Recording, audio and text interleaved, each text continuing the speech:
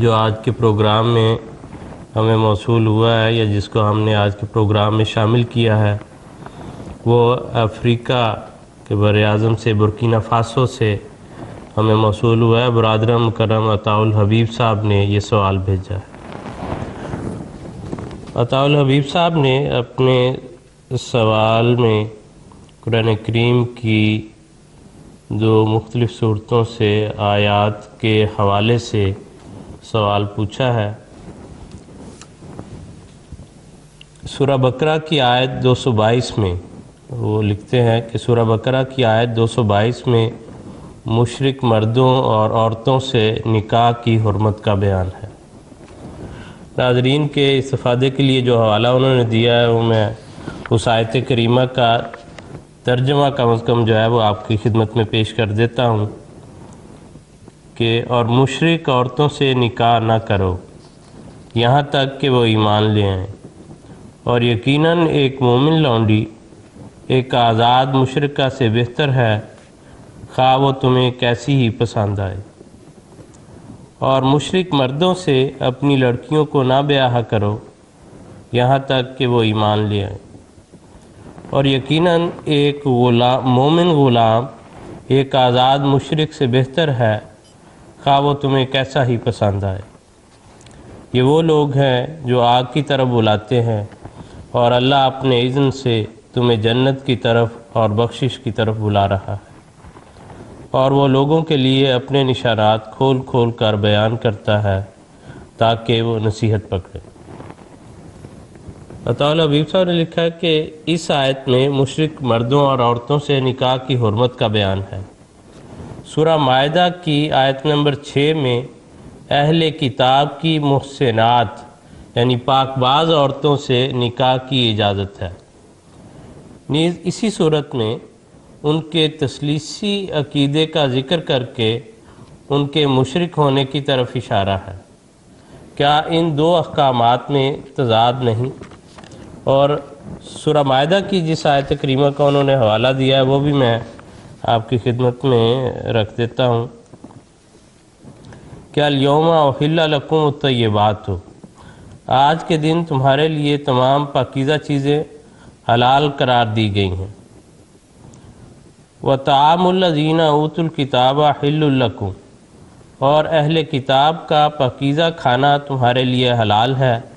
وطعامکم حل لہم، جبکہ تمہارا کھانا ان کے لیے حلال ہے۔ والمحصنات من المؤمنات، اور پاک باز مومن عورتیں۔ والمحصنات من الذین اوتوا الکتاب من قبلکم، اور ان لوگوں میں سے پاک باز عورتیں بھی جن کو تم سے پہلے کتاب دی گئی تمہارے لیے حلال ہیں۔ اذا آتیتموہن اجورہن، جب کہ تم انہیں نکاح میں مقرر کیے ہوئے ان کے حق مہر ادا کرو۔ غیر مصافحین، نہ کہ بدکاری کے مرتکب بنتے ہوئے، ولا متخذی اخدان، اور نہ ہی پوشیدہ دوست بناتے ہوئے۔ تو یہ وہ آیت کریمہ تھی سورہ مائدہ کی جس کا انہوں نے حوالہ دیا تھا۔ تو اب دوبارہ مختصر طور پر ان دو آیات کے پیش کرنے کے بعد میں یہ سوال دہرا دیتا ہوں کہ سورہ بقرہ کی آیت 222 میں مشرک مردوں اور عورتوں سے نکاح کی حرمت کا بیان ہے، اور سورہ مائدہ کی آیت 6 میں اہل کتاب کی محسنات سے نکاح کی اجازت ہے۔ اسی صورت میں ان کی تثلیثی عقیدہ کا ذکر کر کے ان کے مشرک ہونے کی طرف اشارہ ہے۔ تو سوال پوچھتے ہیں کہ کیا بظاہر ان دو احکامات میں تضاد نہیں؟ تو اس کے لیے میں درخواست کروں گا استاذ المکرم جناب مبشر احمد کانو صاحب سے۔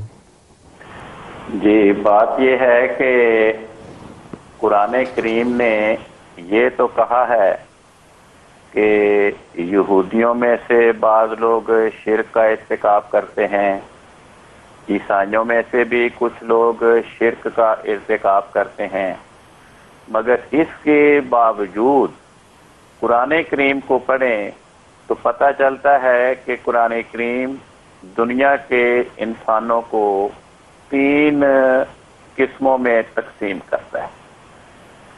نمبر 1 مومن،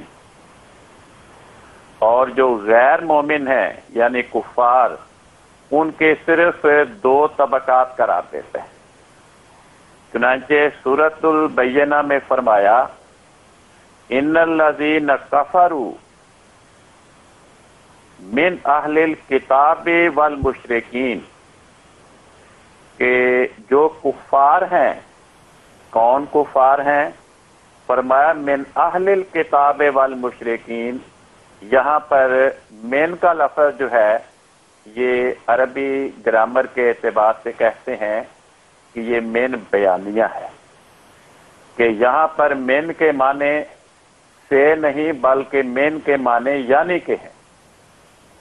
تو فرمایا کہ کفار یعنی اہل کتاب اور مشرکین فی نار جہنم، جہنم کی آگ میں جائیں گے۔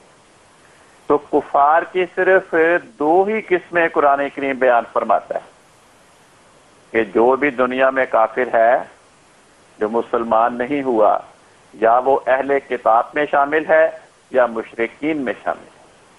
تو اس سے جب تقابلی مضمون کو دیکھیں گے تو پتہ چلے گا کہ ہر شرک کرنے والے کو قرآن کریم مشرکین یا مشرکات قرار نہیں دیتا۔ البتہ ایسے افراد جو اپنے آپ کو کسی آسمانی کتاب کی طرف منسوب نہیں کرتے، کسی آسمانی دین کی طرف اپنے آپ کو منسوب نہیں کرتے، ان کو قرآن کریم مشرکین کہتا ہے، کیونکہ وہ کسی اخلاقی ضابطے کے قائل نہیں۔ اور جو لوگ اپنے آپ کو ہر دنیا کے کسی بھی علاقے میں آباد ہیں کسی آسمانی کتاب کی طرف منسوب کرتے ہیں، کسی الہی دین کی طرف منسوب کرتے ہیں کہ یہ دین، یہ کتاب، یہ ہدایات خدا تعالیٰ کی طرف سے ہمیں ملی ہیں، تو ان کو قرآن کریم اہل کتاب بیان فرماتا ہے۔ تو اس تقابلی مضمون کو مد نظر رکھیں تو مسئلے کی صورت یہ بنے گی کہ ایسے افراد یعنی ایسی عورتیں جو اپنے آپ کو کسی نہ کسی مذہب کی طرف منسوب کرتی ہیں، کسی نہ کسی کتاب کو، کسی ضابطۂ حیات کو آسمانی ضابطۂ حیات اور آسمانی کتاب تسلیم کرتی ہیں، اس عقیدہ رکھنے والی مستورات میں سے جو بااخلاق ہوں، باکردار ہوں، شرفا ہوں، ان سے نکاح کرنے کی مسلمان مردوں کو اجازت ہے۔ لیکن ایسی عورتیں جو کسی مذہب کی طرف اپنے آپ کو منسوب نہیں کرتی، کسی آسمانی کتاب کی سچائی کے وہ قائل نہیں ہیں، وہ کسی نظام حیات کی، کسی ضابطہ کی پابند نہیں ہے، تو ان کے ساتھ مسلمان مردوں کو نکاح کرنے کی قرآن پاک اجازت نہیں دیتا۔ تو دونوں آیات میں تضاد نہیں ہے، بلکہ اس آیت نے اس آیت جس میں یہ فرمایا کہ مشرکوں سے نکاح کی اجازت نہیں، اور دوسری آیت میں فرمایا کہ اہل کتاب کی عورتوں سے نکاح کرنے کی اجازت ہے، اس کی تشریح کرتی ہے۔ جزاکم اللہ۔ خالصہ ان کا ایک اور سوال عطاء الحبیب صاحب کی طرف سے موصول ہوا ہے، وہ بھی کچھ اسی نوعیت کا ہے، جس میں وہ کہتے ہیں کہ جب ایک مسلمان مرد اہل کتاب میں سے محسنہ عورت سے شادی کر سکتا ہے، یعنی پاک باز عورت سے، تو کیا ایک مسلمان عورت اہل کتاب میں سے محسن مرد سے شادی کر سکتی ہے؟ اگر نہیں تو آیت میں تو دونوں کے کھانے ایک دوسرے کے لیے حلال قرار دیے گئے ہیں، جی تو پھر بات یہ ہے کہ ایک ہے کھانا حلال اور حرام ہونا، ایک ہے کسی کا نکاح جائز اور ناجائز ہونا، دونوں باتوں میں فرق ہے۔ تو قرآن پاک یہ فرماتا ہے کہ وہ مذاہب، وہ اقوام جو اپنے آپ کو کسی مذہب کی طرف، کسی آسمانی کتاب کی طرف منسوب کرتی ہیں، اگر ان کے کھانے اس وقت تک جو ہر مذہب میں کھانے حلال خدا نے بتائے تھے، کسی مذہب کو خدا نے یہ نہیں کہا کہ تم بری چیزیں کھایا کرو اور طیبات کا استعمال نہ کرو۔ البتہ آہستہ آہستہ ان کتابوں کے ماننے والوں نے ان میں تحریف کر دی، تو اگر ان کے کھانے ایسے ہیں جو حلال ہیں، جو طیب ہیں، ان کے کھانے کی اجازت دی ہے۔ اور جو شادی کا مسئلہ ہے وہ بالکل اور چیز ہے. شادی اس لیے ہوتی ہے ایک گھر آباد کیا جائے، زندگی خوشگوار گزرے. اگر خاوند مسلمان ہو اور بیوی اہل کتاب میں سے ہو تو خاوند تو بیوی کے جذبات کو مجروح نہیں کرے گا، کیونکہ مسلمان خاوند کا عقیدہ کیا ہوگا قرآن پاک کی تعلیمات کے مطابق کہ ام من امت الا خلا فیہا نذیر، ہر قوم میں خدا کا ڈرانے والا آیا. وَلَقَدْ بَعَثْنَا فِي كُلِّ أُمَّةٍ رَسُولًا، ہم نے ہر قوم میں اپنا رسول مبعوث فرمایا. اور قرآن پاک کی تعلیمات کے مطابق ہر مسلمان خاوند کیا عقیدہ رکھتا ہے کہ میں نے تمام مذاہب میں آنے والے تمام انبیاء، تمام مرسلین اور اولیاء کا احترام کرنا ہے، تمام اقوام میں آنے والے انبیاء اور مرسلین پہ ایمان لانا ہے، ان کی سچائی کا اقرار کرنا ہے. اس لیے جب اہل کتاب بیوی ہوگی اور خاوند مسلمان ہوگا تو بیوی کے مذہبی جذبات مجروح نہیں ہوں گے، نہ کوئی مسلمان خاوند اس کے مذہبی جذبات کو مجروح کرے گا. تو اس کے لیے اس گھر میں کوئی اجنبیت نہیں ہوگی.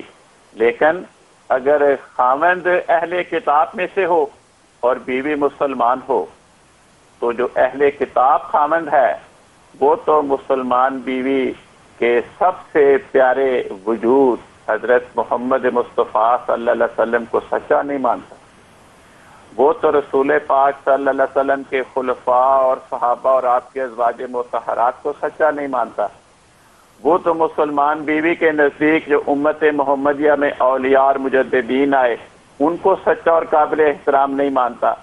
تو یہ خدشہ ہے کہ وہ ان کو جھوٹا ماننے کی بنا پر دن رات مسلمان بیوی کے سامنے رسول پاک صلی اللہ علیہ وسلم کی شان میں گستاخی کی باتیں کرے، خلفاء راشدین، صحابہ کرام، ازواج مطہرات، اولیاء مجددین کی شان میں گستاخی کی باتیں کرے، بات بات میں تمسخر اور استہزاء پیدا کرے.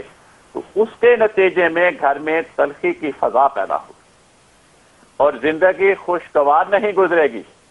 تو اہل کتاب خاوند کے گھر میں رہنے والی مسلمان بیوی کی تو زندگی وہ ایک قسم کی جہنمی زندگی بن جائے، دن رات وہ اندر ہی اندر کٹتی رہے گی، کیونکہ اس کے جذبات کو دن رات مجروح کیا جائے گا، اسے بات بات میں طنز کا نشانہ بنایا جائے گا. تو اس کے نتیجے میں گھریلو زندگی میں ناخوشگواری پیدا ہوگی. تو شادی تو اس لیے ہوتی ہے کہ گھر میں خوشگوار فضا پیدا ہو. تو اس حکمت کے پیش نظر قرآن پاک نے یہ تو کہا کہ مسلمان مرد اہل کتاب کی شریف خاتون سے شادی کر سکتا ہے، مگر اس بات کی اسلام نے اجازت نہیں دی کہ کسی مسلمان بیوی کی اہل کتاب خاوند کے ساتھ شادی ہو سکتی. یہ ٹھیک ہے. کل صاحب ایک حدیث کا بھی بخاری شریف کی کتاب النکاح کی حدیث ہے کہ عورت سے شادی کی جاتی ہے 4 باتوں کی وجہ سے، کہ اس کے حسن و جمال کی وجہ سے، اس کے مال کی وجہ سے، اس کے حسب و نسب کی وجہ سے، اور آخر پر حضور نے فرمایا کہ اس کے دین کی وجہ سے، اور ارشاد فرمایا فاصفر بذات الدین، کہ دین والی جو ہے اس کو لے کر کامیابی حاصل کرو. تو انہوں نے اس کے متعلق یہ سوال لکھا ہے کہ اس حدیث میں دین کو ترجیح دینے کا ذکر ہے، تو اگر مختلف ادیان میں شادی کی اجازت ہوگی تو تب ہی دین اسلام کو ترجیح دینے کا سوال اٹھے گا. کیا ہے ابھی کہ اسلام نے اہل کتاب کی شریف مستورات سے شادی کرنے کی مسلمان مرد کو اجازت دی ہے، لیکن ایک اور نقطہ نگاہ سے اس بات پہ غور کریں. یہ تو فرمایا کہ دیندار عورت سے شادی کرو، یہ نہیں فرمایا کہ صرف مسلمان عورت سے شادی کرو، اہل کتاب عورت سے شادی نہ کرو. تو بات یہ ہے کہ یہ حدیث قرآن کریم کی ہدایت کے خلاف نہیں ہے. ایک مسلمان جو ہے مسلمان ہونے کے باوجود بھی وہ بے دین ہو سکتا ہے، اور ایک اہل کتاب غیر مسلم ہونے کے باوجود، کافر ہونے کے باوجود بھی وہ اپنے اخلاق اور کردار کے اعتبار سے دیندار ہو سکتا ہے. چنانچہ قرآن کریم نے اس کی مثالیں دی ہیں۔ قرآن پاک فرماتا ہے کہ اہل کتاب میں سے بعض اتنے دیانتدار ہیں کہ ان تأمن ہو بقنطار یؤدیہ الیک، کہ اگر تم ان کے پاس دولت کا ڈھیر امانت کے طور پر رکھ دو تو ذرہ برابر بھی وہ دھوکہ بازی کا ارتکاب نہیں کریں گے، ساری کی ساری امانت تمہیں لوٹا دیں۔ اب ہر مسلمان بھی اس معیار پہ پورا نہیں اترتا، تو قرآن تو رسول پاک صلی اللہ علیہ وسلم نے فرمایا کہ دیندار عورت سے شادی کر۔